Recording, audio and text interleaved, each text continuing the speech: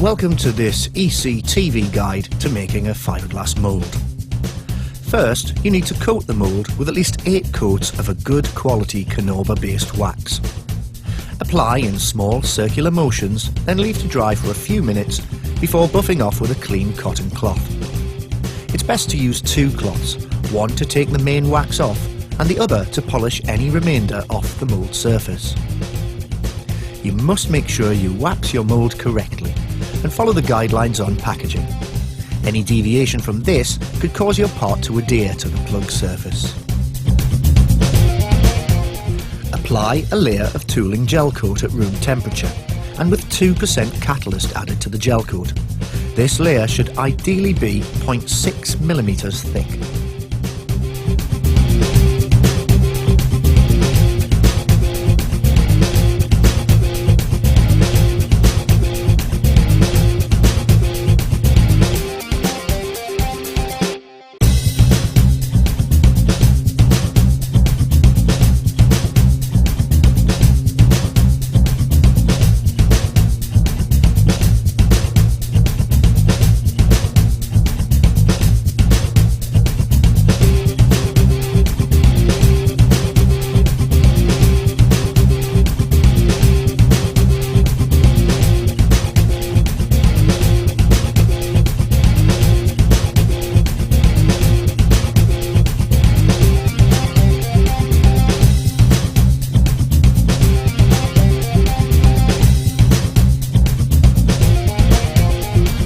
After the gel coat is cured, approximately 3 to 4 hours, you can then add 1 layer of 300g chopped strand matting with an isophthalic resin such as Cristic 491PA, making sure this layer is thoroughly impregnated and there are no apparent air voids, which will transform into your finished mould.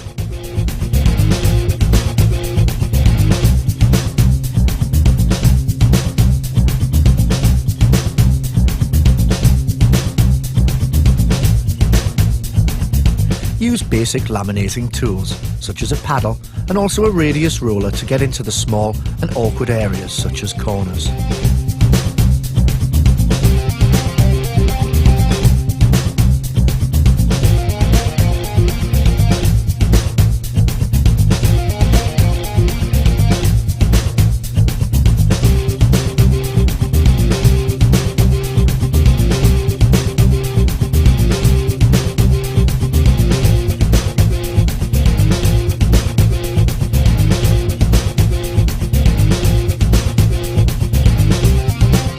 The next stage is applying the main body of the mould.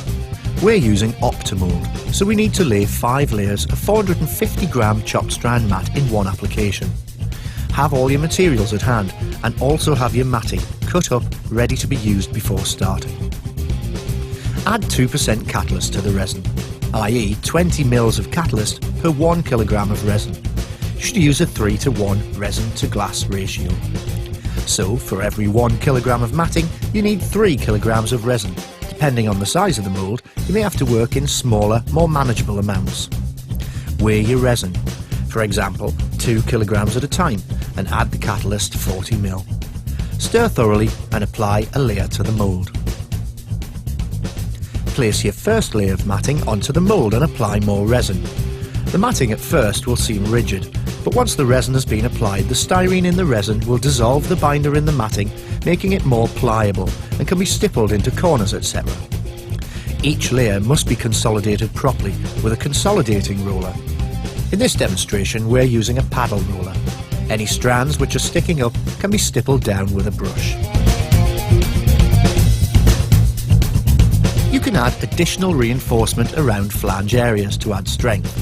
Here we're showing talc mixed with resin mixed into a thick but pourable paste, equally distributed around the area.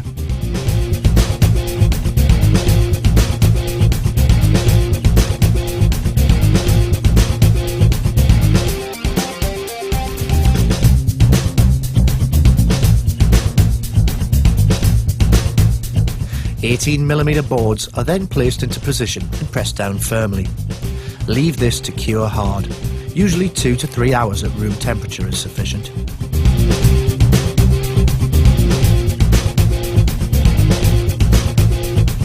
Layers of chopped strand matting are then cut and laminated over flange and up onto the body of the mould.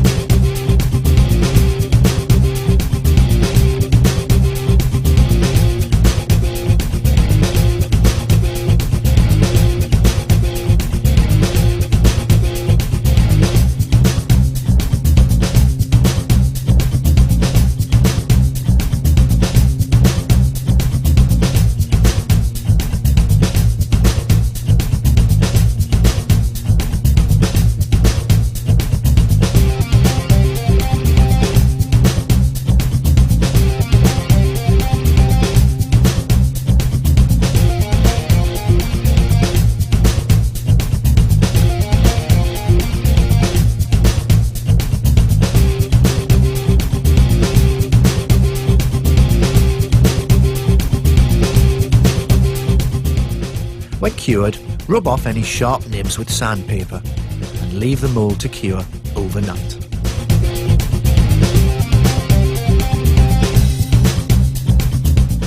We now need to release the mould from the plug. Break away carefully around the edges.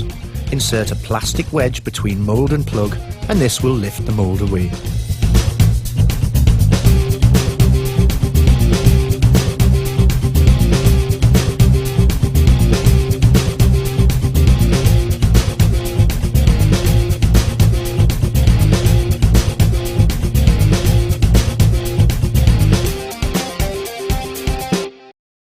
Trim the edges of the mould, i.e. fiberglass that has exceeded the plug, and rub the sharp edges for handling purposes.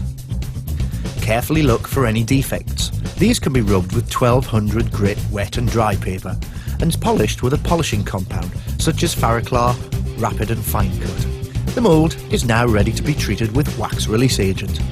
A good quality Canova based wax is used in this demonstration. Approximately 8 to 12 coats is to be applied, 1 hour between each application. Apply the wax in small circular motions and leave to dry for 5 minutes. Buff off when dry with a good quality polishing cloth. It's best to use 2 cloths at this stage, the first to take the bulk of the wax off and the second to make sure all the wax has indeed been removed. After all this has been done, you are now in a position to use your new mould.